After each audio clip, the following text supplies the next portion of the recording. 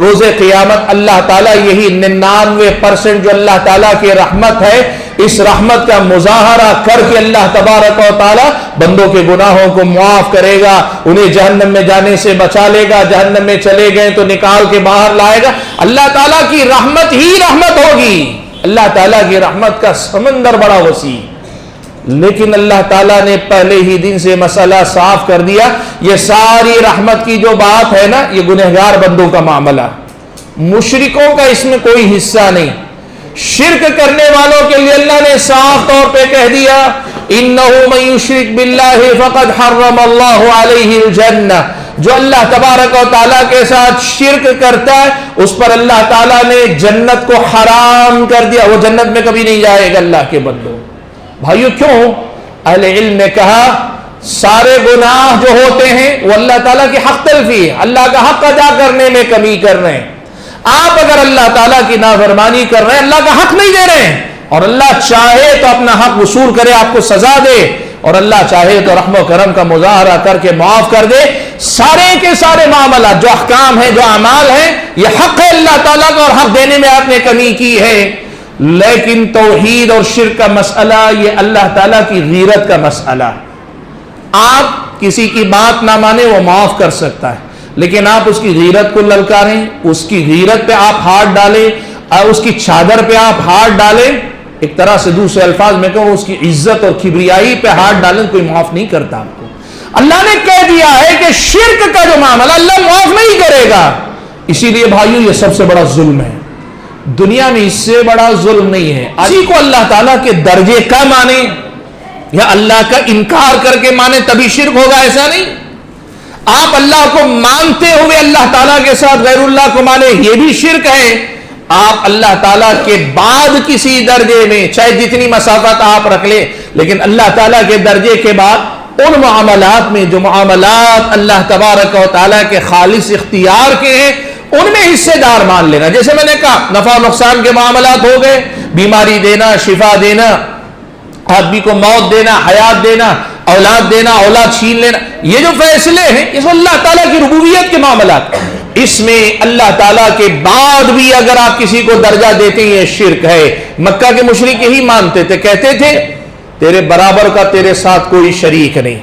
ہاں، ایک شریک ہے تیرے بعد کا ہے، لیکن اس کی بھی حیثیت کیا ہے؟ تو اس کا بھی مالک ہے، اور اس کے اختیارات میں جو چیز ہے وہ بھی اصل میں تیری ہی ملکیت ہے۔ اللہ کے نبی نے ان کو مشرک کہا، اللہ تعالیٰ نے ان کو کافر کہا، قل یا ایھا الکافرون کہا۔ ایسے عقیدے رکھنے والے، اب آپ بتاؤ کوئی آدمی عقیدہ رکھے کہ ہمارے اپنے جو بھی نیک لوگ گزرے ہیں ان میں سے کسی کے بارے میں کہ وہ اولاد دیتے ہیں، وہ بیماری میں شفا دیتے ہیں، وہ نفع و نقصان کے مالک ہیں، وہ ہمارے کاروبار کو بہتر بنا سکتے ہیں۔ آپ جانتے ہیں مسلمانوں میں سے کتنے سارے لوگ ہیں جو جمعہ کے دن مسجد میں حاضری تو نہیں لگاتے، لیکن جمعرات کے دن اپنے علاقے کے مزار پہ ان کی حاضری ضرور لگتی ہے۔ کیوں لگتی ہے؟ اپنی حاجات، اپنے مسائل، اپنی ضرورتوں کو لے کر پہنچتے ہیں۔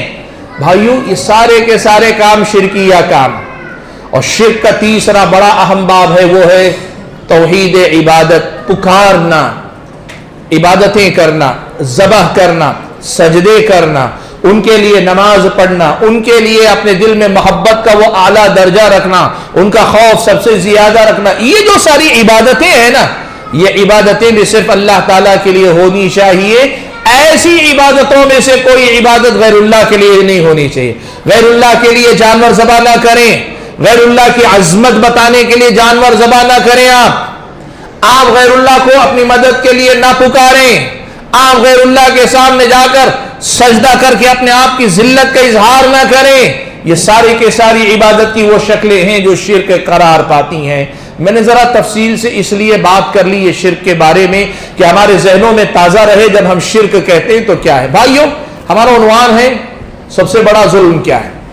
ہم نے کہا پہلی بات تو قرآن کی آیت کی روشنی میں کہ شرک بڑا ظلم ہے، اور قرآن کی دوسری آیت کی روشنی میں اللہ پہ جھوٹ گھڑنا، اور سب سے بڑا جھوٹ یہ کہ اللہ تعالیٰ کا کوئی شریک ہے، یعنی کسی بھی مخلوق کے بارے میں، کسی بھی مخلوق کے بارے میں یہ عقیدہ رکھنا یہ عقیدہ نہ رکھ کر عمل ایسا کرنا کسی بھی مخلوق کے لیے، اس کے سامنے جھک جائیں، اس کے سامنے جا کے سجدہ ریز ہو جائیں، اس سے اپنی امیدیں لگا لیں، اس سے ڈر جائیں، اس سے جان سے زیادہ محبت اس سے ہو رہی ہے، ساری جو چیزیں یہ اگر کسی غیر اللہ کے ساتھ ہو رہی ہیں تو پھر آپ یہ سمجھیے یہ سب سے بڑا ظلم ہے اللہ تبارک و تعالیٰ کے ساتھ شرک کرنا۔ ومن احسن قولا ممن دعا الى الله وعمل صالحا وقال انني من المسلمين۔ رب العالمین والصلاة والسلام على اشرف الانبیاء والمرسلین وعلى آلہ واصحابہ اجمعین ومن تبعهم بإحسان إلى يوم الدين۔ يا أيها الذين آمنوا اتقوا الله حق تقاته ولا تموتن إلا وأنتم مسلمون۔ يا أيها الناس اتقوا ربكم الذي خلقكم من نفس واحدة وخلق منها زوجها وبث منهما رجالا كثيرا ونساء واتقوا الله الذي تساءلون به والأرحام إن الله كان عليكم رقيبا۔ يا أيها الذين آمنوا اتقوا الله وقولوا قولا سديدا يصلح لكم أعمالكم ويغفر لكم ذنوبكم ومن يطع الله ورسوله فقد فاز فوزا عظيما۔ أما بعد فأعوذ بالله من الشيطان الرجيم، بسم الله الرحمن الرحيم۔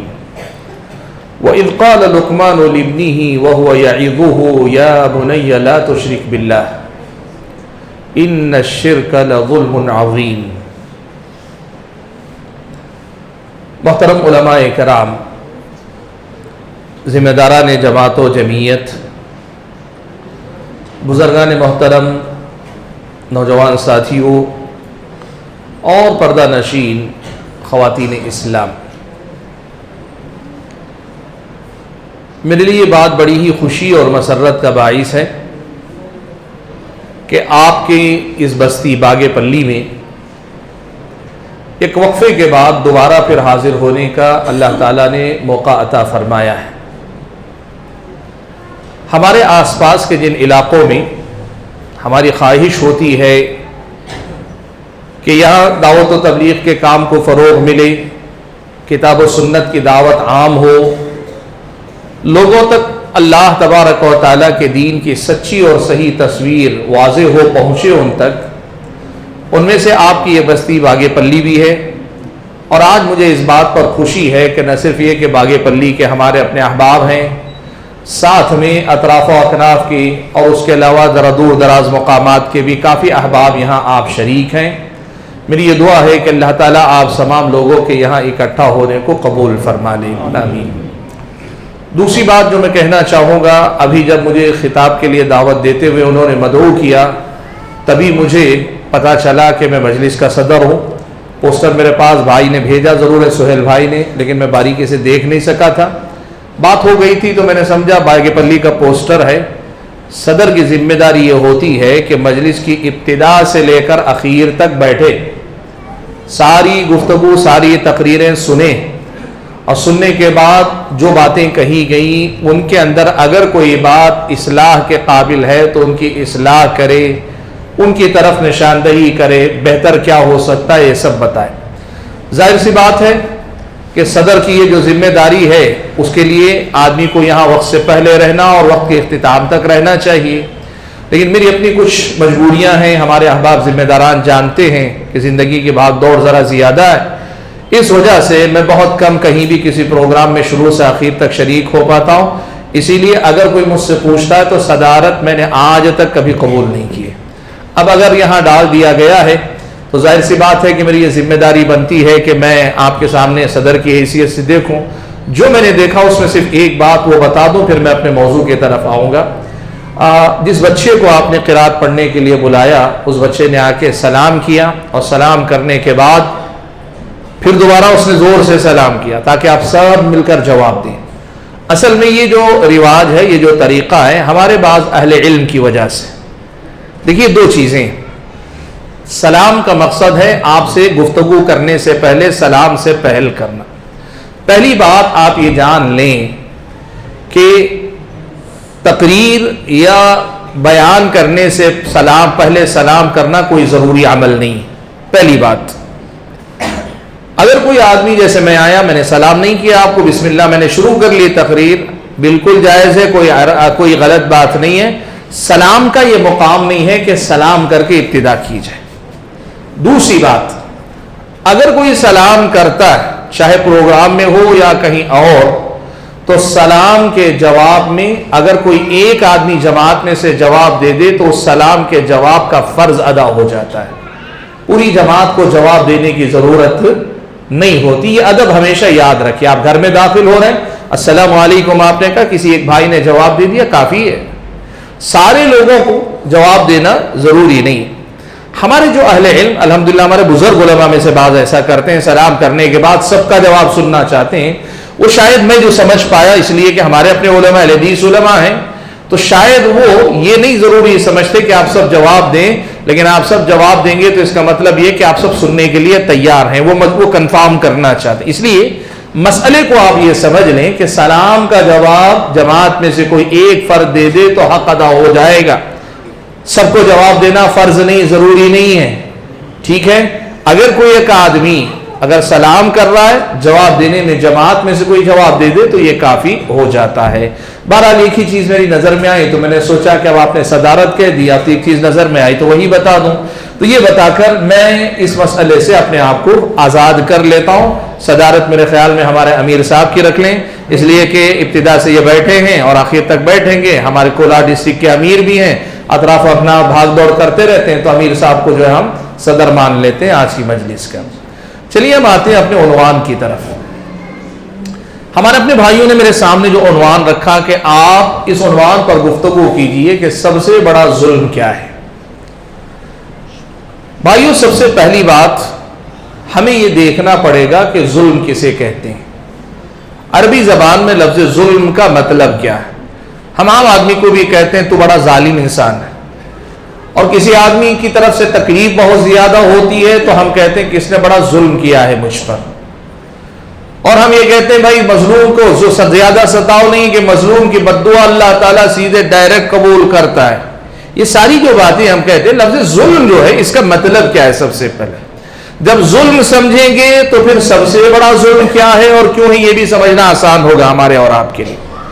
ظلم کہتے ہیں عربی زبان میں، اہل علم اس کو کہتے ہیں وضع الشیء فی غیر محلہ، کسی چیز کی جو جگہ ہوتی ہے، ہر چیز کی اپنی دنیا کے اندر ہر چیز کا ایک مقام ہوتا ہے، ایک جگہ ہوتی ہے، جو چیز جس جگہ ہونی چاہیے وہاں نہ رکھ کر اس کے بجائے کسی اور جگہ پہ رکھ دی جائے تو اسے ظلم کہتے ہیں۔ چیز کو اس کے محل، اس کے مقام پہ نہ رکھ کر کسی اور مقام پہ رکھ دینے کو ظلم کہتے ہیں۔ اس طرح جو حقدار ہے، حقدار کو اس کا حق نہ دے کر آپ اس پہ گویا ظلم کر رہے ہیں، اس لیے کہ حق کو اس کی جگہ پہ نہیں رکھ رہے ہیں جس جگہ پہ وہ حق بنتا ہے۔ آپ نے بیوی کا حق نہیں دیا، آپ ظالم شوہر ہیں، بیوی نے اگر شوہر کا حق ادا نہیں کیا، ظالم بیوی ہے۔ والدین ہیں، اولاد کی تربیت کا جو حق ان کا بنتا ہے، جو فریضہ وہ ادا نہیں کر رہے ہیں، یہ ظالم ماں باپ ہیں۔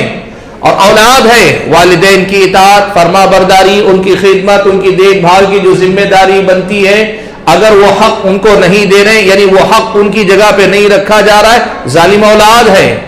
ایک انسان ہے، طاقت کے بل پر زور زبردستی لوگوں کا مال چھین لیتا ہے، انصاف کے تقاضے کو پورا نہیں کرتا، یہ آدمی ظالم ہے اس لیے کہ اس نے مال کو جس کے پاس رہنا چاہیے، حق جس کا بنتا ہے وہاں سے ہٹا کے زبردستی اپنا لیا، کسی اور کو دے دیا۔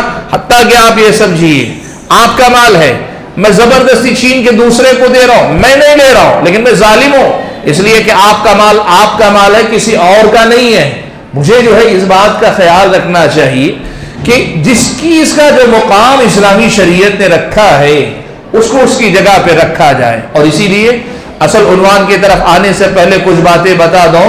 رات میں ایک آدمی جاگتا پھر رہا ہے، ظلم کر رہا ہے اپنے نفس پر، اور دن کے اجالے میں آدمی ہمیشہ سونے کی عادی، وقتی ضرورت سونا انسان کی ضرورت ہو سکتی، لیکن دن میں ہمیشہ سویا رہتا، یہ بھی ظلم ہے انسان کا اپنے نفس کے اوپر۔ کسی بھی چیز کو جو اس کا اپنا مقام ہوتا ہے اس مقام پہ رکھنا یہ عدل ہے، یہ انصاف ہے، اور اس کو اس کی جگہ سے ہٹا کر کسی اور جگہ پہ رکھ دینا یہ ظلم ہے، یہ زیادتی ہے، یہ ہوتا ہے ظلم کا مسئلہ۔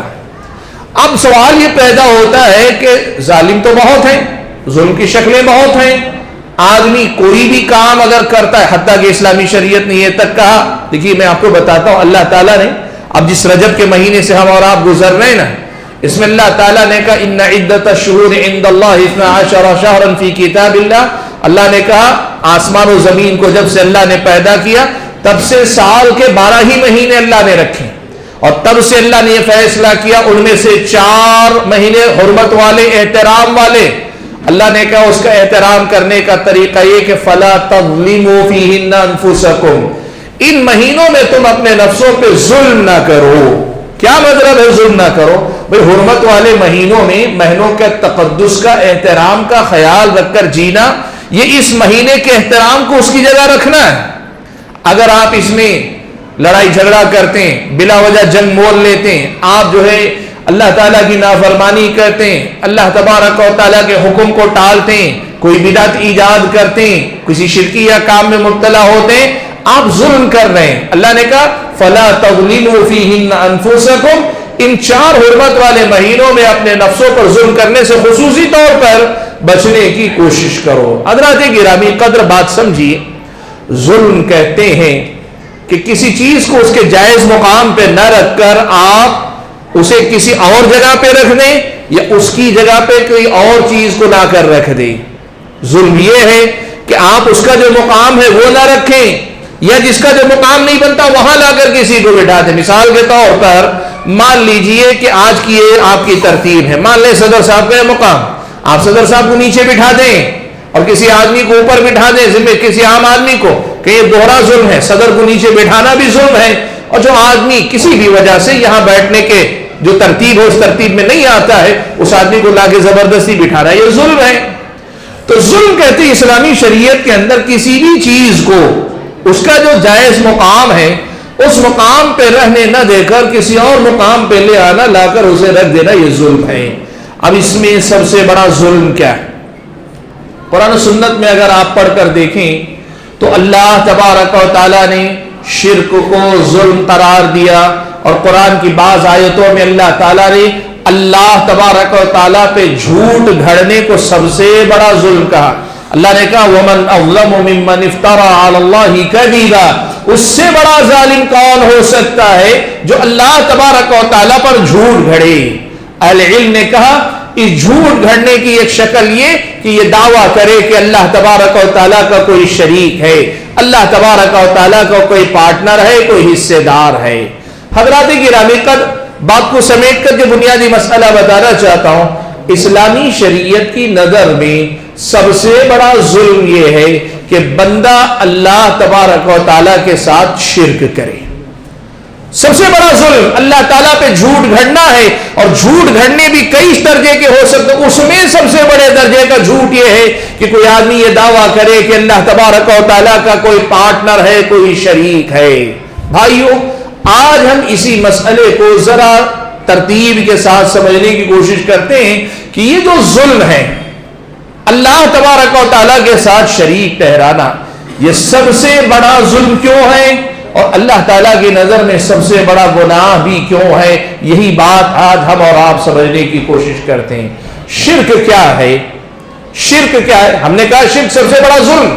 قرآن کی آیت میں اللہ نے کہا وَإِذْ قَالَ لُقْمَانُ لِابْنِهِ وَهُوَ يَعِظُهُ يَا بُنَيَّ لَا تُشْرِكْ بِاللَّهِ، یاد کرو تم لوگ اس وقت کو جب لقمان اپنے بیٹے سے کہہ رہے تھے، ان کو نصیحت کرتے ہوئے کہ اے بنی، اے میرے بیٹے، لا تشرک باللہ، تو اللہ کے ساتھ کسی کو شریک نہ ٹھہرا، ان الشرک لظلم عظیم، یقیناً شرک بہت بڑا ظلم ہے۔ قرآن کی صریح آیت میں اللہ تعالیٰ نے شرک کو بہت بڑا ظلم قرار دیا ہے۔ تو یہ جو ظلم ہے اس میں ظلم والی بات کہاں ہے؟ بھائیو دیکھو، اللہ تبارک و تعالیٰ اللہ تبارک و تعالی ہمارا خالق، ہمارا مالک، ہمارا رازق، اور ہمارا نہیں، کائنات کی ہر مخلوق کا خالق وہی۔ اللہ نے سب کو پیدا کیا، اور صرف تخلیق نہیں، کائنات میں ہواؤں میں بڑی طاقت ہے، پانی کے اندر بڑی طاقت ہے، پہاڑوں میں اللہ نے بڑی قوت رکھی، لوہے میں اللہ نے طاقت رکھی، آگ میں اللہ نے تاثیر رکھی، کیا کیا طاقتیں اللہ نے نہیں رکھی، سورج میں، چاند میں، سب میں رکھی۔ لیکن یہ سب طاقتیں کس کی دی ہوئی ہیں؟ اللہ تبارک و تعالیٰ ہی کی دی ہوئی ہیں۔ اور یہ ساری طاقتیں نہ صرف ان مخلوقات کے اندر، انسان کے اندر بھی بڑی سے بڑی صلاحیت، بڑی سے بڑی قابلیت دی ہوئی کس کی ہے؟ اللہ تبارک و تعالیٰ کی۔ پیدا بھی اسی نے کیا، ان کے پاس جو کچھ ہے سب کچھ اللہ تبارک و تعالیٰ ہی نے دیا، اور اس کے ساتھ ساتھ آپ یہ بھی سمجھ لیجئے کہ یہ سب کچھ دینے کے بعد بھی اللہ چاہے تو ایک جھٹکے میں کسی سے بھی کچھ بھی واپس لے سکتا ہے، کچھ بھی۔ آپ دنیا کے ماشاءاللہ سب سے ذہین آدمی ہیں، ایک جھٹکے میں آپ کی ذہانت ختم کر سکتا ہے۔ آپ ماشاءاللہ دنیا کے بڑے طاقتور آدمی ہیں، ایک جھٹکے میں آپ کی ساری طاقت چھین سکتا ہے۔ آپ دنیا کے بادشاہ ہیں، اللہ ایک جھٹکے میں آپ سے آپ کی بادشاہ چھین سکتا ہے۔ اور یہ سمندر، یہ ہوائیں، یہ پہاڑ، یہ آسمان، یہ زمین، یہ ساری مخلوقات، یہ چاند، یہ سورج، یہ ستارے، جتنی آپ کو طاقتور نظر آتے ہیں، ان سب کی طاقت چاہے جتنی ہو، اللہ تبارک و تعالیٰ جب چاہے چھین لے سکتا ہے۔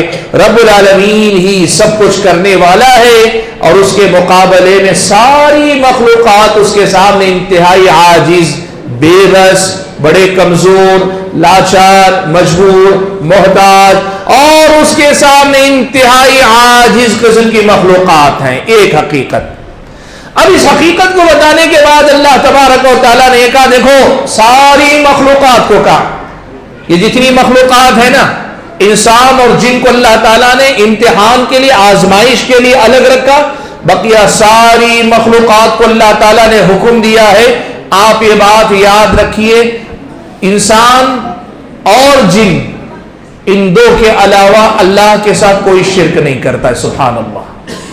کوئی مخلوق کائنات کی اللہ تعالیٰ کے ساتھ شرک نہیں کرتی ہے، انسان اور جن کے علاوہ کوئی مخلوق اللہ تبارک و تعالیٰ کے ساتھ شریک نہیں ٹھہراتی۔ قرآن اگر آپ پڑھیں گے تو اللہ تعالیٰ نے قرآن میں کہا، وَإِن مِّن شَيْءٍ إِلَّا يُسَبِّحُ بِحَمْدِهِ، کائنات میں جتنی بھی مخلوقات ہے نا، ہر چیز اللہ تعالیٰ ہی کی پاکیزگی بیان کرتی ہے، اللہ تعالیٰ کی تسبیح بیان کرتی ہے۔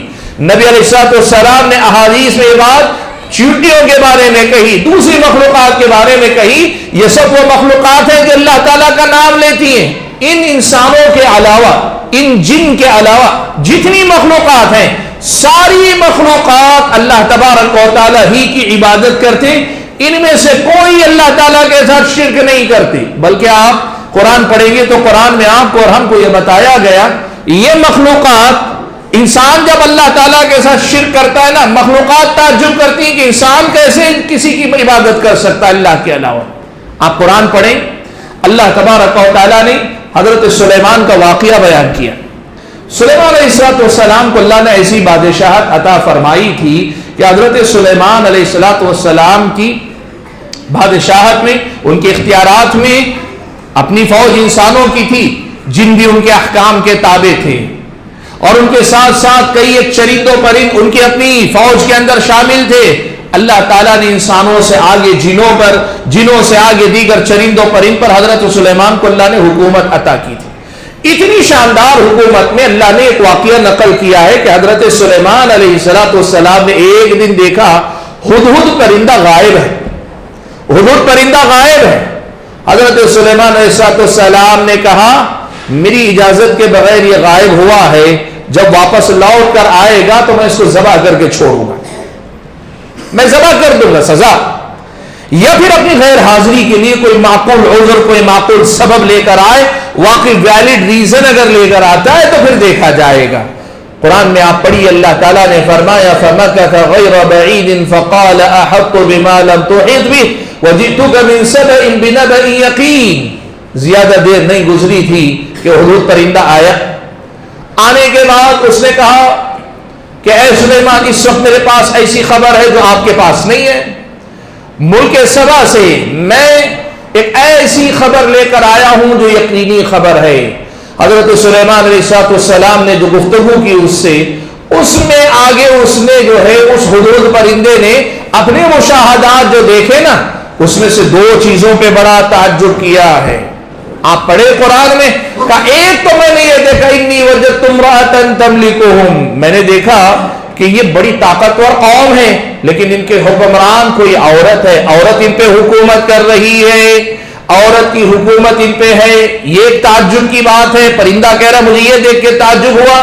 اور دوسری بات کہتا ہے وجدتها وقومها يسجدون للشمس من دون اللہ، دوسری تعجب کی بات مجھے یہ نظر آئی کہ اتنی اگر سمجھدار ہے کہ قوم کے لوگوں نے اسے ملکہ بنا لیا ہے تو کہ اتنی بات سمجھ میں نہیں آتی، وہ بھی اس کی قوم بھی اللہ کو چھوڑ کر سورج کی پوجا کر رہے ہیں۔ سبحان اللہ، ایک ہدہد پرندے کو بھی پتا ہے انسانوں کا غیر اللہ کی عبادت کرنا بہت بڑی حماقت ہے، بہت بڑی بیوقوفی ہے۔ آپ دیکھیے یہ مسئلہ قرآن اگر پڑھیں گے، انسان اور جن کے علاوہ ساری مخلوقات اللہ تعالیٰ کی توحید کے ترانے گاتے، اللہ تعالیٰ کی توحید کے لیے چہچہاتے ہیں، اللہ تعالیٰ کی تسبیح بیان کرتے ہیں۔ اور میں نے جیسے کہا نا، اللہ تعالیٰ کی ان مخلوقات میں سے کوئی مخلوق اللہ تعالیٰ کے ساتھ شرک نہیں کرتی۔ اب انسان کا معاملہ اور ساتھ میں جنوں کا، اللہ نے ان کو امتحان کے لیے پیدا کیا نا، آزمائش کے لیے پیدا کیا نا۔ یہ کیا کرتے ہیں؟ یہ غیر اللہ کو لا کے اللہ تعالیٰ کا پارٹنر بنا دیتے ہیں، غیر اللہ کا لا کر اللہ تعالیٰ کا شریک بنا دیتے ہیں، اللہ تعالیٰ کے ساتھ شرک کرنے لگتے ہیں۔ بھائیوں، شرک کیا ہے یہ مسئلہ آپ کو اچھے سے سمجھنا چاہیے۔ میں تفصیل میں گئے بنا ایک ایک بتا رہا ہوں، آپ اس کو سمجھ لیجیے۔ کوئی اگر اللہ تبارک و تعالیٰ کا انکار کرتا ہے وہ بھی مشرک ہے۔ کیسے؟ جب وہ اللہ تعالیٰ کا انکار کر دے تو ظاہر سی بات ہے یہ کائنات خود بخود تو وجود میں نہیں آئی، کوئی تو ہے جس نے اسے پیدا کیا۔ اب انکار کرنے والے نے اللہ تعالیٰ کا انکار کر دیا تو پھر تخلیق کا معاملہ، کائنات کے نظام کو چلانے کا معاملہ، وہ کسی نہ کسی کو غیر اللہ کو اس کا کریڈٹ دے گا، یہ شرک ہے۔ کوئی آدمی اللہ تعالیٰ کے وجود کو مانتا ہے، اللہ تعالیٰ کے وجود کو مانتا ہے، اللہ کی ربوبیت کو مانتا ہے، لیکن اللہ تعالیٰ کے معاملات میں اللہ تعالیٰ کے ساتھ کسی اور کو شریک مانے، کسی اور کو شریک مانے۔ وہ یہ کہے صرف اللہ نہیں پیدا کرتا، اللہ کے ساتھ دوسرے بھی پیدا کرتے ہیں، کائنات کا نظام صرف اللہ نہیں چلاتا، اللہ تعالیٰ کے ساتھ دوسرے بھی چلاتے ہیں۔ کائنات کی کسی بھی معاملے میں جو خالص اللہ تعالیٰ کے کرنے کے کام ہے، بیماری دینا، شفا دینا، نفع دینا، نقصان دینا، یا کسی کی پکار میں اس کی مدد کرنا وغیرہ، اللہ تبارک و تعالیٰ کے علاوہ کوئی اور بھی کرتا ہے۔ جو چیزیں صرف اللہ کے اختیار کی ہیں، ایسے معاملات میں اللہ کے علاوہ کسی اور کو بھی، تو وہ یہ کر رہا ہے کہ اللہ تعالیٰ کے ساتھ بحیثیت رب شریک ٹھہرا رہا ہے۔ اب یہاں سمجھیے بات، غیروں میں بہت سارے ایسے ہیں جو اللہ تعالیٰ کے علاوہ کسی اور کو بھی کائنات کا پیدا کرنے والا مانتے ہیں۔ آپ بہت سارے معبودوں کے نام ان کے جانتے ہیں جن کے بارے میں ان کے عقیدے ہیں۔ آپ یہ بات سمجھیے، اللہ تبارک و تعالیٰ کے ساتھ شریک کرنے کے لیے اگر کوئی اللہ تعالیٰ کی طرح وہ بھی پیدا کرنے والا مانے، وہ یا کوئی آدمی یہ کہے کہ اللہ تبارک و تعالیٰ نے یہ اختیار دوسروں کو دے دیا ہے، یہ اختیار اللہ تعالیٰ نے دوسروں کو دے دیا، جیسے بہت سارے حضرات یہ عقیدہ رکھتے ہیں نبی علیہ السلام کو اللہ نے مختار کل بنا دیا، ہر چیز کا اختیار اللہ کے نبی کے حوالے کر دیا۔ لوگ یہ عقیدہ رکھتے ہیں کہ اولیاء کرام کو اللہ تبارک و تعالیٰ نے کائنات میں تدبیر یعنی معاملات کو آگے بڑھانے پیچھے ہٹانے کا اختیار دیا، وہ اولاد دے سکتے ہیں، وہ نفع دے سکتے ہیں، نقصان سے روک سکتے ہیں، وہ بیماری میں شفا دے سکتے ہیں وغیرہ وغیرہ۔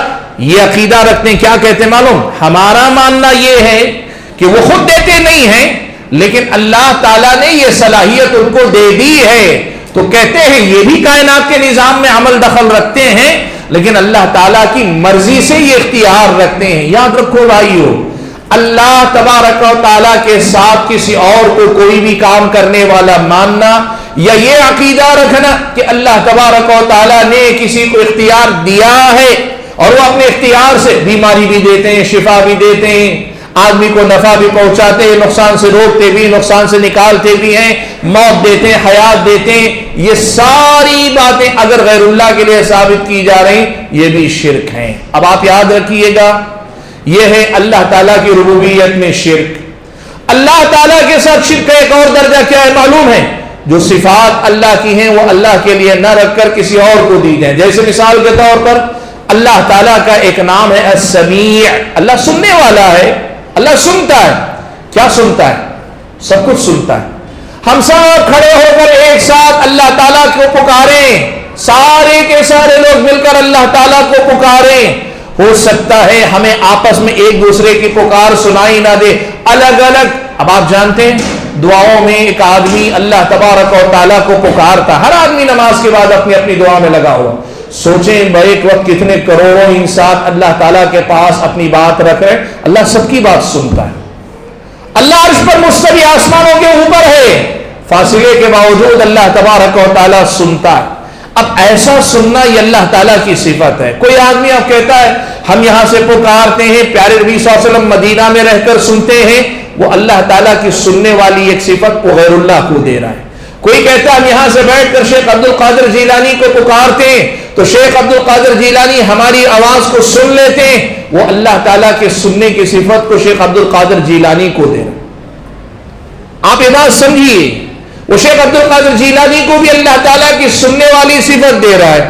اور اللہ تعالیٰ کا نام ہے بصیر, اللہ دیکھنے والا. اللہ کیا دیکھتا ہے؟ سب کچھ دیکھتا ہے, اندھیرے میں بھی دیکھتا ہے, اجالے میں بھی دیکھتا ہے. آپ بند کمرے میں رہیں اللہ تب بھی دیکھتا ہے, کھلے میدان میں رہیں سب بھی دیکھتا ہے. اور ایسا دیکھنا ہے صرف اللہ تعالیٰ کی صفت ہے.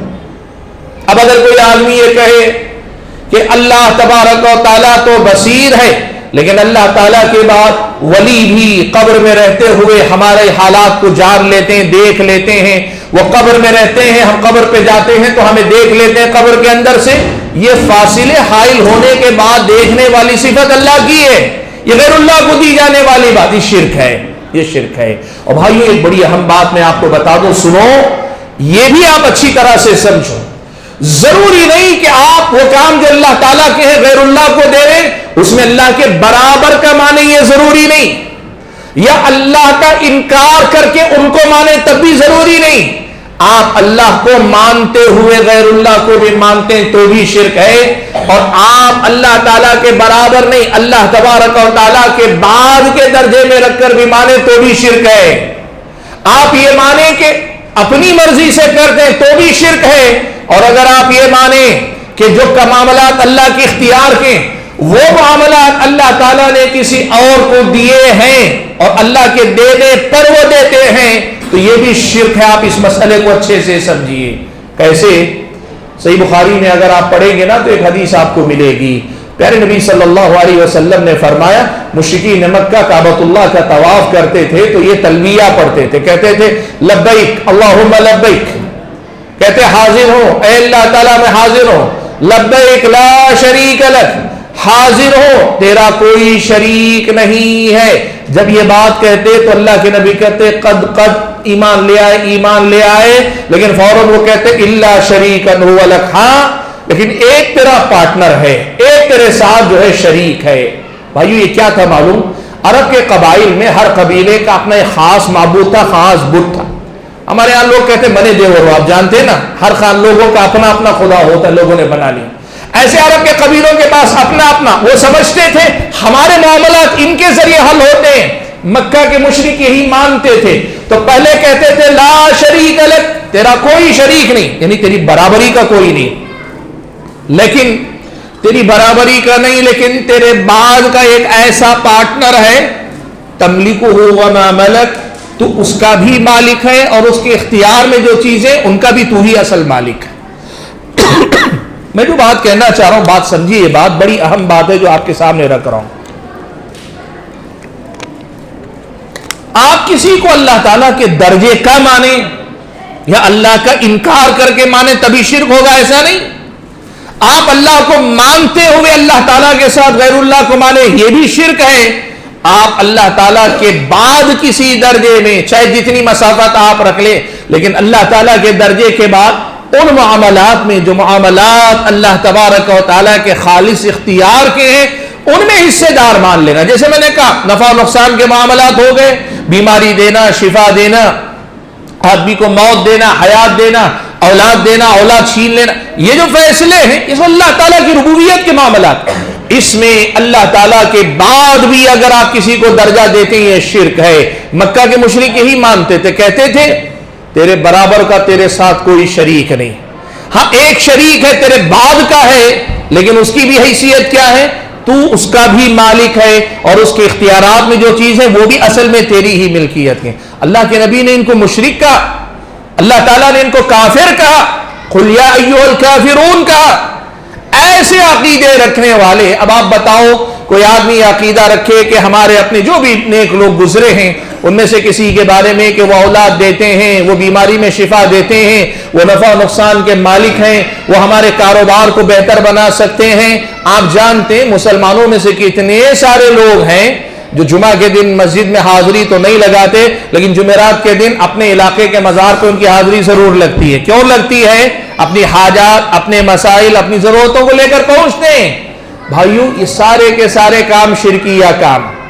اور شرک کا تیسرا بڑا اہم باب ہے, وہ ہے توحید عبادت. پکارنا, عبادتیں کرنا, ذبح کرنا, سجدے کرنا, ان کے لیے نماز پڑھنا, ان کے لیے اپنے دل میں محبت کا وہ اعلیٰ درجہ رکھنا, ان کا خوف سب سے زیادہ رکھنا. یہ جو ساری عبادتیں ہیں نا, یہ عبادتیں بھی صرف اللہ تعالیٰ کے لیے ہونی چاہیے.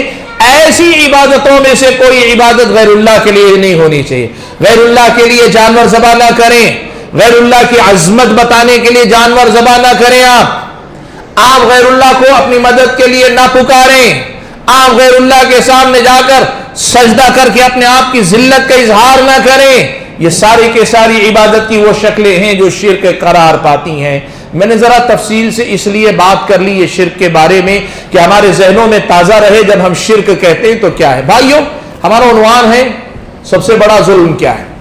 ہم نے کہا پہلی بات تو قرآن کی آیت کی روشنی میں کہ شرک بڑا ظلم ہے, اور قرآن کی دوسری آیت کی روشنی میں اللہ پہ جھوٹ گھڑنا, اور سب سے بڑا جھوٹ یہ کہ اللہ تعالیٰ کا کوئی شریک ہے. یعنی کسی بھی مخلوق کے بارے میں, کسی بھی مخلوق کے بارے میں یہ عقیدہ رکھنا, یہ عقیدہ نہ رکھ کر عمل ایسا کرنا کسی بھی مخلوق کے لیے, اس کے سامنے جھک جائیں, اس کے سامنے جا کے سجدہ ریز ہو جائیں, اس سے اپنی امیدیں لگا لیں, اس سے ڈر جائیں, اس سے جان سے زیادہ محبت اس سے ہو رہی ہے. ساری جو چیزیں یہ اگر کسی غیر اللہ کے ساتھ ہو رہی ہیں تو پھر آپ یہ سمجھیے یہ سب سے بڑا ظلم ہے اللہ تبارک و تعالیٰ کے ساتھ شرک کرنا. سوال یہ ہے کہ یہ سب سے بڑا ظلم کیوں؟ بھائیو سب سے بڑا ظلم اس لیے ہے کہ آپ ایک بات بتاؤ, ساری جتنی قومیں گزری نا, دیکھو آپ کو سمجھ میں آئے گا یہ ظلم سب سے بڑا کیوں. جتنی قومیں گزری ساری کی ساری قوموں کو اللہ تعالیٰ نے رسول بھیج کر کہا اس رسول پر ایمان لاؤ. ساری قومیں کہتی تھی انؤمن لبشرین مثلنا ابشرا منا واحدا نتبعہ, کیا ہم ہی جیسے ایک انسان کی ہم پیروی کریں گے؟ یہ تو ہمارے جیسا انسان ہے بھائی, ہم کیوں اس کی پیروی کریں؟ سبحان اللہ, انسان مخلوقات میں سے بڑا اشرف, بڑا شریف, بڑا عزت دار ہے. ایک عزت دار مخلوق کی اتباع انسان کرنے کے لیے تیار نہیں ہے, اور ایسے انسان کو جسے وہ متبع, جس کی اتباع خود نہیں کرنا چاہتا, ایسے انسان کو لے جا کر اللہ تبارک و تعالیٰ کے برابر یا اللہ تعالیٰ کے حقوق میں حصے دار بنا دے. اس سے بڑا ظلم کیا ہو سکتا ہے؟ آپ سوچیں کہ بھئی مثال کے طور پر ہم یہ کہہ رہے ہیں کہ بھائی میں تمہاری بات کیوں مانوں, تم میرے جیسے ہو. یعنی میں اسے اس لائق نہیں مانوں کہ میں اس کی پیروی کروں, اس کی بات مان کر اس کے پیچھے چلوں. میں اسے اس لائق نہیں مانوں, حالانکہ اللہ کے منتخب نبی, اللہ کے منتخب درجہ بندے ہیں, لیکن اس کے باوجود میں انہیں اس لائق نہیں سمجھ رہا ہوں کہ میں ان کی پیروی کروں گا. جن کو میں اپنی اتباع کے لائق نہیں سمجھتا, ایک انسان کو, ایسے کسی انسان کو لے جا کر آپ اللہ تعالیٰ کے برابر بٹھا دیں. اور لوگوں نے کیا کیا معلوم؟ صرف انسانوں کو نہیں, لوگوں نے کس کس کی عبادت کی ہے؟ پتھروں کی عبادت کی ہے, درختوں کی عبادت کی ہے, سانپوں کی عبادت کی. اور یہ ساری کی ساری مخلوقات اللہ تعالیٰ کی حقیر مخلوقات ہیں. جو حق اللہ تبارک و تعالیٰ کا ہے وہ اگر اللہ کو نہ دے کر غیر اللہ کو دو, یہ خود ظلم ہے بہت بڑا. لیکن اگر وہی حق کسی ایسی مخلوق کو جو بڑی کمتر ہے, بڑی کمزور ہے, بڑی حقیر ہے, تو کتنی بڑی بے عزتی ہوگی. میں ایک مثال آپ کو دیتا ہوں. बादशाह का जो लिबास होता है ना, बादशाह का जो लिबास होता है वो उसका लिबास, और उसका लिबास अगर आप बादशाह को ना पहनाकर किसी और को पहना दें, बादशाह को गुस्सा आता है, ये तो मेरा है, मेरी पोशाक कोई और कैसे पहन सकता है। और वही पोशाक लाकर आप किसी बस्ती के फकीर को पहना दें तो बादशाह के गुस्से का क्या हाल होगा, आप सोच सकते हैं। ये तो बेइज्जती करने वाली बात हुई, ये तो बादशाह की तौहीन करने वाली बात हुई। शिर्क सबसे बड़ा जुल्म इसीलिए है कि जो अल्लाह का हक है वो हक आदमी लाकर गैरुल्लाह को दे रहा है, और गैरुल्लाह नबी हो, वली हो, बुजुर्ग हो या कोई और मखलूक हो, जो भी हो, उनके फजाइल, उनके मुकामात सब अपनी जगह पर, लेकिन अल्लाह ताला के मुकाबले में सब तो बंदे ही है ना, अल्लाह ताला के मुकाबले में सब मोहताज ही है ना, अल्लाह ताला के मुकाबले में सब कमजोर ही है ना। जो हक अल्लाह ताला का है वो लाकर आप इनको देंगे तो बादशाह की पोशाक ले जाकर फकीर को पहनाने में जो तौहीन बादशाह की है ना, उससे कहीं ज्यादा नऊज़ बिल्लाह तौहीन है अगर कोई अल्लाह का कोई हक गैरुल्लाह को देता है। इसीलिए शिर्क सबसे बड़ा जुल्म है अल्लाह ताला के बंदों, शिर्क सबसे बड़ा जुल्म है। और आप यकीन करो, इसीलिए अल्लाह तबारक व तआला ने यह बात आज ही सुना दी, आज ही अल्लाह ताला ने सुना दी। इन्नल्लाह ला यग़फ़िरु अन युश्रका बिही व यग़फ़िरु मा दून ज़ालिका लिमन यशा। अल्लाह तबारक व तआला इस बात को कभी माफ नहीं करेगा कि उसके साथ शिर्क किया जाए, उसके अलावा जो भी गुनाह अल्लाह जिसको चाहे माफ कर सकता है। आप सोचो, एक बड़ी अहम बात, अक्सर ये सवाल आता है, अल्लाह ताला ने ये बात कही कि अल्लाह ताला के पास अल्लाह ताला ने रहमत के 100 हिस्से किए, उनमें से एक हिस्सा अल्लाह ताला ने मखलूकात के अंदर उतारा। सारी मखलूकात, सिर्फ इंसान नहीं, सारे इंसान, सारे जिन, सारी मखलूकात, जानदार जितने हैं, इन सब के अंदर जो रहमो करम का जज्बा है ना, वो पूरा मिलकर 1% है, एक हिस्सा। 99 हिस्से अल्लाह ताला ने अपने पास रखे हैं, और रोजे क़ियामत अल्लाह ताला यही 99% जो अल्लाह ताला की रहमत है, इस रहमत का मुजाहरा करके अल्लाह तबारक व तआला बंदों के गुनाहों को मुआफ करेगा, उन्हें जहन्नम में जाने से बचा लेगा, जहन्नम में चले गए तो निकाल के बाहर लाएगा। अल्लाह ताला की रहमत ही रहमत होगी, अल्लाह ताला की रहमत का समंदर बड़ा वसी। लेकिन अल्लाह ताला ने पहले ही दिन से मसला साफ कर दिया, ये सारी रहमत की जो बात है ना, ये गुनहगार बंदों का मामला, मुशरिकों का इसमें कोई हिस्सा नहीं। शिर्क करने वालों के लिए अल्लाह ने साफ तौर पे कह दिया, इन्नहु मन युश्रिक बिल्लाहि फक़द हर्रमल्लाहु अलैहिल जन्नह। जो अल्लाह तबारक व तआला के साथ शिर्क करता है उस पर अल्लाह ताला ने जन्नत को हराम कर दिया, वो जन्नत में कभी नहीं जाएगा। अल्लाह के बंदों, भाइयों, क्यों? अहले इल्म ने कहा सारे गुनाह जो होते हैं वो अल्लाह ताला की हक तलफी है, अल्लाह का हक अदा करने में कमी कर रहे हैं। आप अगर अल्लाह ताला की नाफरमानी कर रहे हैं, अल्लाह का हक नहीं दे रहे हैं, और अल्लाह चाहे तो अपना हक वसूल करे, आपको सजा दे, और अल्लाह चाहे तो रहमो करम का मुजाहरा करके माफ कर दे। सारे के सारे मामला, जो अहकाम है, जो अमाल है, ये हक है अल्लाह ताला का, और हक देने में आपने कमी की है। लेकिन तौहीद और शिर्क का मसला, ये अल्लाह ताला की गीरत का मसला। आप किसी की बात ना माने, वो माफ कर सकता है, लेकिन आप उसकी गीरत को ललकारें, उसकी गीरत पे आप हाथ डालें, उसकी चादर पे आप हाथ डालें, एक तरह से दूसरे अल्फाज में कहूं, उसकी इज्जत और किबरियाई पे हाथ डालें, कोई माफ नहीं करता आपको। अल्लाह ने कह दिया है कि शिर्क का जो मामला अल्लाह माफ नहीं करेगा। इसीलिए भाइयों, ये सबसे बड़ा जुल्म है, दुनिया में इससे बड़ा जुल्म नहीं है। आज आपको मैं बताऊं, मजलूमों के साथ सारी दुनिया खड़ी होती, इसलिए कि लोग मजलूम को कमजोर समझते हैं। हाँ ठीक है, अल्लाह ताला मजलूम है, लेकिन जो अल्लाह कमजोर नहीं। मजलूम किस माने में है? अल्लाह ताला मजलूम इस माने में है, सबसे बड़ा हक अल्लाह ताला का था, लोगों ने सबसे ज्यादा हक तलफी अल्लाह ताला की। आप इस बात को समझिए, अल्लाह ताला कमजोर नहीं, लेकिन अल्लाह तबारक व तआला की गीरत को चैलेंज करने वाला यह गुनाह है जिसे हम और आप शिर्क कहते हैं। हजरात गिरामी कद्र, मैंने जो शक्लें गिनाई, ये शिर्क की बहुत सारी शक्लें, इनमें से कोई भी शिर्क आदमी करेगा ये इस्लामी दायरे से बाहर हो जाएगा। अब उसके बाद जो शिर्क की, उससे एक बात की भी शक्लें कुछ, वो क्या हैं? आदमी हाथ में धागा बांधे, तावीज पहने, तोहरे लगाए घर के अंदर, लींबू लगाए गाड़ी के नीचे, मिर्ची नारियल, काला धागा, पीला धागा, लाल धागा, आदमी क्या क्या नाल, घोड़े की नाल आदमी दरवाजे पे मारता है, मेघे ठोकता है आदमी इसके अंदर। ये सब चीजें क्या है मालूम है? ये गैरुल्लाह का डर, जिन चीजों में सिर्फ अल्लाह से डरना चाहिए और यकीन रखना चाहिए नफा नुकसान अल्लाह के हाथ में है।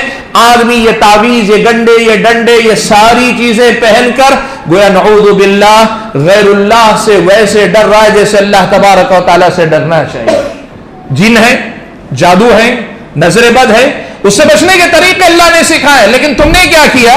उनके डर को अपने दिल में इस कदर बिठा लिया कि अब ये सारी चीजें लेकर आए और लाकर तुम गोया अल्लाह तबारक व तआला के साथ जो डर होना चाहिए गैरुल्लाह से जोड़ लिया। इसीलिए देखिए अल इल्म ने लिखा, ये सारे रास्ते अगर आदमी ये समझता है कि अल्लाह ताला इनके जरिए शिफा देता है, ये बिदअत और शिर्क असगर है। शिर्क है लेकिन शिर्क असगर है।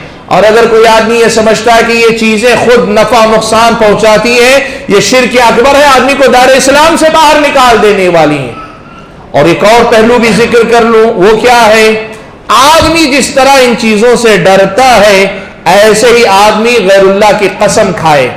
जैसे मिसाल के तौर पर अल्लाह के अलावा किसी की भी कसम खाए, नबी अलैहिस्सलातु वस्सलाम ने साफ अल्फाज में कहा, जिस आदमी ने गैरुल्लाह की कसम खाई उसने शिर्क किया। कोई भी आप कसम खाएं, किसकी कसम? माँ की कसम, बाप की कसम, तेरी दोस्ती की कसम, और तेरी मेरी मोहब्बत की कसम, ये तेरे फलां की कसम, तेरे सर की कसम, तेरे कारोबार की कसम, मेरे रिज़्क़ की कसम। आदमी क्या क्या कसमें नहीं खाता। याद रखो अल्लाह तबारक व तआला, आदमी कसम खाता है ना तो करता क्या है मालूम क्या? ये चीज मेरी नजर में इतनी है कि इसका नाम लेकर मैं झूठ नहीं बोल सकता। माँ की कसम का मतलब ये, माँ का हवाला देकर मैं झूठ नहीं बोल सकता। मेरे रिज़्क़ की कसम, या लोग कहते हैं रिज़्क़ की कसम, ये जो रिज़्क़ की कसम आदमी खाता है ना, मतलब ये कि मैं इसको उसका सामने रखकर झूठ नहीं बोल सकता। याद रखो अल्लाह के बंदो, वो मुकाम सिर्फ अल्लाह ताला का है कि जिसके नाम पर आदमी झूठ नहीं बोल सकता, उस मुकाम पे आदमी किसी और को ले जाकर न बिठाए। अल्लाह के नबी सल्लल्लाहु अलैहि वसल्लम ने इसीलिए कहा जो गैरुल्लाह की कसम खाए उसने शिर्क किया। और आप ये बात याद रखिएगा, अमल हम और आप करते हैं, रब्बुल आलमीन ने पैदा ही हमें उसकी बंदगी इबादत के लिए किया है। हमें अल्लाह ताला की इबादत करनी, अल्लाह के अलावा किसी और की इबादत नहीं करनी। अब अगर कोई आदमी रियाकारी करता है, यानी नमाज पढ़ रहा है, इबादत का काम, सदका तो खैरात कर रहा है, इबादत का काम, या अल्लाह ताला के जिक्र में बैठा है, इबादत का काम, दीनदार बन रहा है, इबादत का काम, इल्म दे रहा है लोगों को, इबादत का काम, ये काम सिर्फ अल्लाह ताला की रजा के लिए होना चाहिए। सिर्फ अल्लाह ही इस लायक है कि उसके लिए सारे काम किए जाएं। अब अगर कोई आदमी ये काम करे, उससे नाम चाहे, शोहरत चाहे, दुनिया चाहे, पैसा चाहे, लोगों के अंदर अपनी शान बढ़ाना चाहे, रियाकारी, शिर्क, ये सारे के सारे वो रास्ते हैं जो शिर्क असगर शुमार किए जाते हैं, लेकिन शिर्क अकबर का दरवाजा माने जाते हैं। भाइयों, बात को समेटता हूं। बात जो मुझे आपके सामने रखनी है वो ये कि इस दुनिया का सबसे बड़ा जुल्म ये है कि अल्लाह ताला के साथ शिर्क किया जाए और अल्लाह तबारक व तआला पर झूठ घड़ा जाए, अल्लाह ताला पे झूठ बांधा जाए। ये सबसे बड़ा जुल्म है। और ये जुल्म सबसे बड़ा क्यों है? आप इतना समझ लीजिए, ये पूरी कायनात अल्लाह ताला ही की मखलूक है, अल्लाह ताला ही ने सब कुछ दिया है और अल्लाह तबारक व तआला ही जब चाहे इनसे सब कुछ छीन सकता है। ये सब ताकतवर भी होंगे, बड़े भी होंगे, इनके मुकामात भी होंगे, ये सब हमारे एतबार से बड़े, लेकिन इनमें से कोई भी इतने बड़े नहीं हैं कि जो काम अल्लाह ताला का हक है वो काम इनके साथ किए जाए। और अगर कोई आदमी ये करता है कि इनमें से किसी को उस मुकाम पे ले जाकर बिठाता है, ये बहुत बड़ा जुल्म है। और ये जुल्म कौन करते? जिन और इंसान, दो ही मखलूक करती दुनिया के अंदर। या तो जिन करते हैं या इंसान करते हैं। और इंसान की भी देखो कैसी अजीब हालत है। अल्लाह ने उसे इज्जत दी। कुरान में अल्लाह ने कहा वलक़द कर्रमना बनी आदम, हमने बनी आदम को बड़ी इज्जत अता की। अल्लाह ने कहा वसख्खर लकुम मा फिस समावाति व मा फिल अर्दि जमीअन मिन, हमने आसमान और जमीन में जो कुछ है सब इंसान के ताबे किया, मुसख्खर किया। अल्लाह ताला ने कहा ये सारी मखलूकात, बड़ा पहाड़ दिखता है, ताकतवर दिखता है, तुम्हें अल्लाह ने यह ताकत दी है कि ये पहाड़ को टुकड़े टुकड़े करके नीचे कर लो। इंसान बड़ा अजीब है कि इतने ताकतवर होने के बावजूद उसी पत्थर के सामने जाके झुक जाता, आजिज हो जाता। अल्लाह ने कहा ये दरख्त उगाया मैंने, لیکن تمہارے اندر اتنی طاقت سمجھ بوجھ میں نے دی ہے، اس درخت سے تم دسیوں قسم کے سینکڑوں قسم کے فائدے اٹھا سکتے ہو۔ آدمی جا کے بڑھ کے درخت کے سامنے جھک جاتا ہے خود بخود۔ اللہ تعالیٰ نے کہا یہ ساری کائنات میں جو کچھ میں نے رکھا، یہ سانپ یہ بچھو، ان کے نقصانات ہیں لیکن ان کے فائدے بھی ہیں، تم چاہو تو ان کے نقصانات سے بچ کے بہت سارے فائدے اٹھا سکتے ہو۔ ساری کائنات اللہ نے کہی میں تیرے تابع کر رہا ہوں، انسان کہہ رہا کہ نہیں نہیں نہیں، میں تجھے بھول کر جو کام تیرے ساتھ کرنے کے وہ ان کے سامنے کر رہا ہوں۔ اور بتاؤ اس سے بڑا ظلم کیا ہوگا؟ اس سے بڑا ظلم کیا ہوگا؟ آپ یہ بات بتاؤ۔ سبحان اللہ۔ بھائیو، اسلامی شریعت کی نظر میں اللہ تبارک و تعالیٰ کے ساتھ کیا جانے والا جو شرک، چاہے شرک اکبر ہو یا شرک اصغر ہو، یہ ظلم کی اقسام میں سے بہت بڑی اور بہت بری قسم کی قسم ہے، بہت برے قسم کا شرک ہے۔ ایک مسلمان کی حیثیت سے ہماری اور آپ کی زندگی میں اس کی فکر ہونی چاہیے۔ اب آئیے آپ ہمارے اور آپ کے سماج کو دیکھیے، ہم جس میں جیتے ہیں نا، شرک قدم قدم پر، شرک قدم قدم پر، بت بھی ہیں، درخت بھی ہیں، پہاڑ بھی ہیں، جھنڈے بھی ہیں، ڈنڈے بھی ہیں، اور اگر ان سب جگہ پہ نہیں، لوگوں کے دل و دماغ میں شرک بسا ہوا ہے، ڈر ہے غیر اللہ کا، تعویذ پہنتا ہے، مختلف طرح طرح کے توغرے وغیرہ لگاتا ہے جو میں نے گنا ہے۔ اور اتنا ہی نہیں، اپنی بول چال میں شرک لوگوں نے اپنایا ہوا ہے، اللہ تعالیٰ کے بجائے غیر اللہ کو مدد کے لیے پکارتے۔ انسانوں کی زندگی میں شرک اس قدر زیادہ ہے کہ اس سے بڑے ظالم انسان آپ کو دنیا میں کہیں ملے جو لوگ اس قسم کا ظلم کرتے ہیں۔ میں آپ کو بتاؤں، دنیا کے اندر ظلم بہت ہوتا ہے، انسان کو مارتا ہے۔ آپ نے دیکھا فلسطین کے مسلمانوں پہ ظالم یہودیوں نے کیسا غضب ڈھایا، کتنا ظلم ہوا، ہم سارے تڑپ گئے۔ اور تڑپنا چاہیے کہ ایمانی رشتہ ہے، اور ایمانی نہیں تو غیروں کے لیے انسانی رشتہ، انسان کو اس طرح کٹتے ہوئے دیکھنا پسند نہیں کرتا، تڑپنا بجا ہے۔ لیکن سوال یہ ہے، انسانوں پہ ہونے والے ظلم سے ہم تڑپ جاتے ہیں، انسان جا کر اللہ تعالیٰ کے ساتھ اتنا بڑا ظلم کر رہے ہیں، یہ شرک ہمارے اطراف و اکناف دیکھ کر ہم نہ تڑپیں تو پھر ہماری اور آپ کی نادانی نہیں تو اور کیا ہے؟ قدم بقدم شرک ہے اللہ کے بندو۔ معاف کیجئے گا، ہمارے اور آپ کی یہاں جو بیٹھے احباب ہیں نا، آپ خود اپنے گھر یا اپنے پڑوسی کے گھر، اپنے رشتہ داروں کے گھر، اپنے گلی محلے میں دیکھ لیں، شرک قدم بقدم پر ہے۔ ہم دنیا کے ظالموں کو تو یاد رکھتے ہیں، رب العالمین کے ساتھ ظلم کرنے والے ان ظالموں کو ہم بھول جاتے ہیں۔ بھائیو، یہ سب سے بڑا ظلم ہے، اسی لیے اسلامی شریعت کی نظر میں سب سے بڑی نیکی یہ ہے کہ اللہ تعالیٰ کے ساتھ ہونے والے ظلم کو ہٹا کر اللہ کا حق اللہ کو دینے والا کسی کو آپ بنا لیتے ہیں، کسی کو شرک سے نکال کے توحید کی طرف لے آتے ہیں، یہ سب سے بڑا کام ہے، سب سے بڑی نیکی۔ اور آج یہ بات میں آپ کے سامنے کہنا چاہوں گا، آپ سبھی حضرات الحمدللہ اہل حدیث ہیں، سبھی حضرات اہل حدیث ہیں، اور آپ کو میں بتاؤں جماعت اہل حدیث، جمعیت اہل حدیث کا جو اصل کام ہے نا، وہ کام یہی ہے کہ یہ توحید اور اتباع سنت پر سب سے زیادہ کام کرتے ہیں۔ کیوں کرتے ہیں معلوم آپ کو؟ توحید اللہ تعالیٰ سے تعلق جوڑنا، اور جس کا تعلق اللہ سے جڑ جائے اس کی دنیا بھی بن گئی، اس کی آخرت بھی سنور گئی۔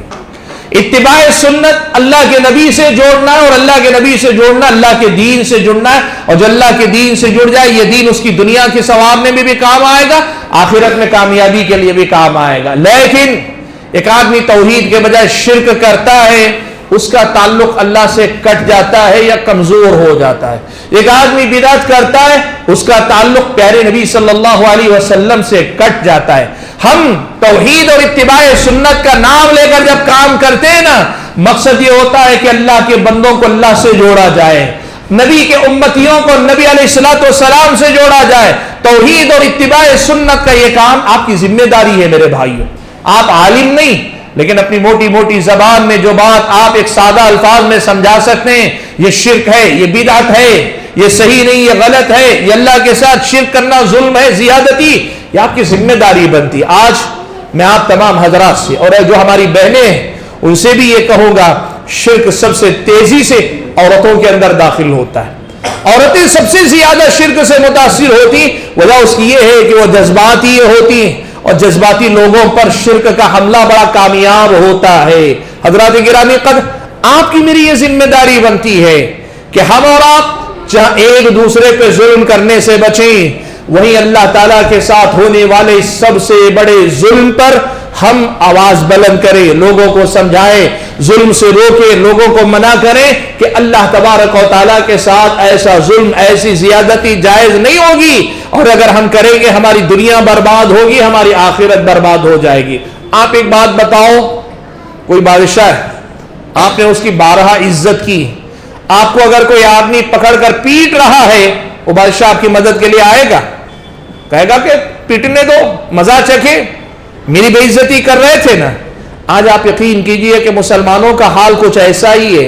अल्लाह ताला के साथ जियादती, जुल्म, शिर्क पे शिर्क किए जा रहे हैं, और जब जालिम किसी मुसलमान को पीटते हैं ना, अल्लाह चाहे तो बचा ले, अल्लाह चाहे एक झटके में बचा ले, लेकिन एक तो दुनिया का निजाम आजमाइश का है, और दूसरा ये कि कई बार हमारे और आपके गुनाह जिनमें शिर्क सरे फहरिस्त है, उसकी सजा भी ये होती है कि अल्लाह ताला दूसरे जालिमों को हम पर मुसल्लत कर देता है। हम अल्लाह के साथ जुल्म कर रहे हैं या जुल्म होता हुआ देख रहे हैं, उस पर रोक नहीं रहे, तो फिर अल्लाह ताला दूसरे जालिमों को हम पर मुसल्लत कर देता है, और यही हमारे और आपके सामने दुनिया के अंदर हो रहा है। भाइयों, जरूरत इस बात की है कि इस बात को समझें कि सबसे बड़ा जुल्म अल्लाह ताला पे झूठ बांधना, और उनमें खास तौर पर अल्लाह ताला का शरीक किसी को ठहराना, यह सबसे बड़ा जुल्म है।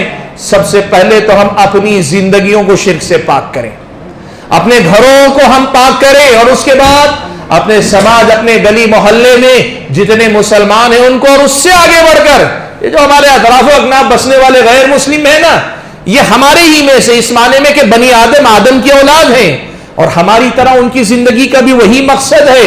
उनको भी अल्लाह ताला के साथ शिर्क से बचना चाहिए, उनको भी अल्लाह ताला की तौहीद समझाइए। समझ में आती है कबूल कर लेते हैं, अल्हम्दुलिल्लाह। समझ में नहीं आती या समझ में आने के बाद नहीं कबूल करते, फिर उनका मामला अल्लाह ताला पर रहेगा, हम और आप उसके जिम्मेदार नहीं होंगे। अल्लाह से दुआ कीजिए कि अल्लाह ताला मुझे और आप सभी हजरात और खवातीन को ये जो बातें आज कही सुनी गई, इन बातों को याद रखकर इस सबसे बड़े जुल्म और सबसे बड़े गुनाह या शिर्क पर अल्लाह ताला हम और आपको गौर करते हुए अपने आप को बचने बचाने की तौफीक अता फरमाए, और तौहीद की दावत पर मेहनत करके चप्पा चप्पा, कूचा कूचा, गली गली अल्लाह ताला की तौहीद का पैगाम पहुंचाने की तौफीक अता फरमाए। आमीन व आखिर दावाना अनिल हम्दुलिल्लाहि रब्बिल आलमीन। गुफ्तगू के आखिर में मैं आप यहाँ इस बस्ती बागेपल्ली के जो हमारे जिम्मेदार हजरात हैं, और उनके साथ साथ दूर व नज़दीक से तशरीफ़ लाए हुए आप तमाम मर्द व ख़वातीन का शुक्रिया अदा करता हूँ कि आपने यहाँ शिरकत करके प्रोग्राम को कामयाब करने की कोशिश की। अल्लाह से दुआ है कि अल्लाह ताला ऐसे ही आपस में एक दूसरे का साथ देते हुए खुद दीन पर रहकर दुनिया को दीन की तरफ लाने की कोशिश करने की तौफीक हम सबको अता फरमाए। आमीन व आखिर दावाना अनिल हम्दुलिल्लाहि रब्बिल आलमीन।